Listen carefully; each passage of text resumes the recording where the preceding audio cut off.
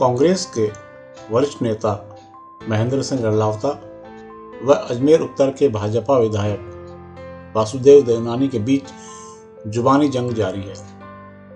आए दिन एक दूसरे पर टीका टिप्पणी करते रहते हैं। गुरुवार को भी देवनानी ने पलटवार करते हुए बयान जारी किया है। हालांकि देवनानी का कहना है कि जब रलावता को कांग्रेस व जनता ही गंभीरता से नहीं लेती तो मैं भी नहीं लेता, लेकिन बयान जितना लंबा और प्रहारक है वह साबित करता है कि देवनानी ने रलावता को काफी गंभीरता से लिया है और उन्हें भरपूर तवज्जो दे रहे हैं।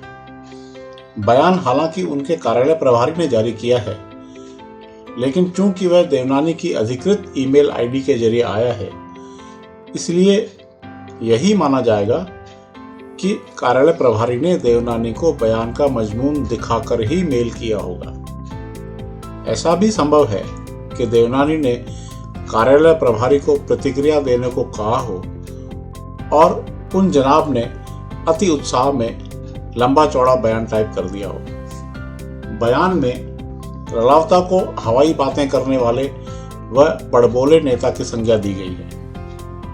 उन्होंने रलावता के बयान के प्रत्युत्तर में कहा है कि जहां तक मेरी याददाश्त कमजोर होने और च्यवनप्राश खाने की बात है, वह तो पिछले 4 चुनाव में जनता देख चुकी है और अब भी देख रही है। दरअसल याददाश्त रलावता की कमजोर है और उन्हें च्यवनप्राश खाना चाहिए। जनता उन्हें विधानसभा चुनाव में नकार चुकी है। देवनानी ने कहा कि रलावता द्वारा उनके लिए च्यवनप्राश भेजने संबंधी दिया गया बयान रलावता की घटिया सोच और ओछी मानसिकता का द्योतक है। चलो, इस आरोप प्रत्यारोप से यह तो पता लगा कि याददाश्त बढ़ाने के लिए च्यवनप्राश खाना चाहिए।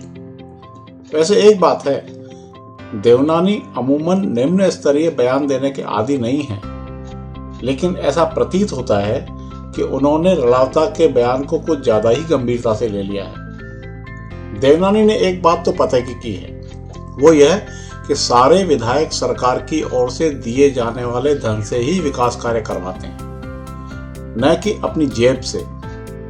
कांग्रेसी विधायक भी, उनकी बात में दम है, मगर जब कुछ विधायक विकास कार्यों का शुभारंभ इस तरह से करते हैं और उसका प्रचार करते हैं मानो अपनी जेब से करवा रहे हों, तो जनता में यह जुमला सुना जा सकता है कि कौन सा अपनी जेब से करवा रहे हैं। सिक्के का दूसरा पहलू यह है कि यदि शुभारंभ की खबरें जारी नहीं करेंगे तो जनता को पता कैसे लगेगा कि उनके विधायक ने कितने काम कराए हैं, भले ही वे विधायक फंड से अर्थात सरकारी खजाने से हो रहे हों। बात ही बात में देवनानी केंद्र सरकार के योगदान को बयान करने से नहीं चूके कि जल वितरण व्यवस्था सुधारने और मेडिकल कॉलेज सहित शहर भर में सैकड़ों विकास कार्य स्मार्ट सिटी योजना के तहत कराए जा रहे हैं, जिनके लिए अरबों रुपए केंद्र सरकार दे रही है। उन्होंने कहा कि दरअसल रलावता आए दिन इस तरह के बयान चर्चाओं में बने रहने के लिए देते हैं। इसमें कोई दो राय नहीं है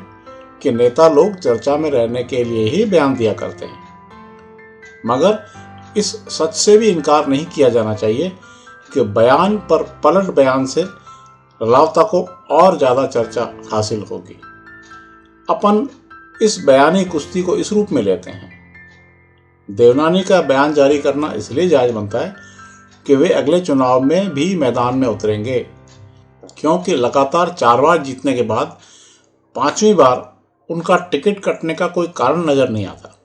रहा सवाल रलावता का, तो उनकी गतिविधियों से यह साफ झलकता है कि वे दोबारा चुनाव लड़ने की तैयारी कर रहे हैं। दोनों महानुभावों के बीच में अपना टांग फंसाना इसलिए गैरवाजिब नहीं माना जाना चाहिए क्योंकि यह तो अपनी ड्यूटी है कि जनता को बयानवार की निष्पत्ति से तो वाकिफ कराया जाए।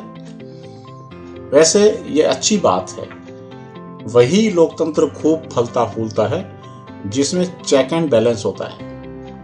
इसे हल्के में नहीं लेना चाहिए।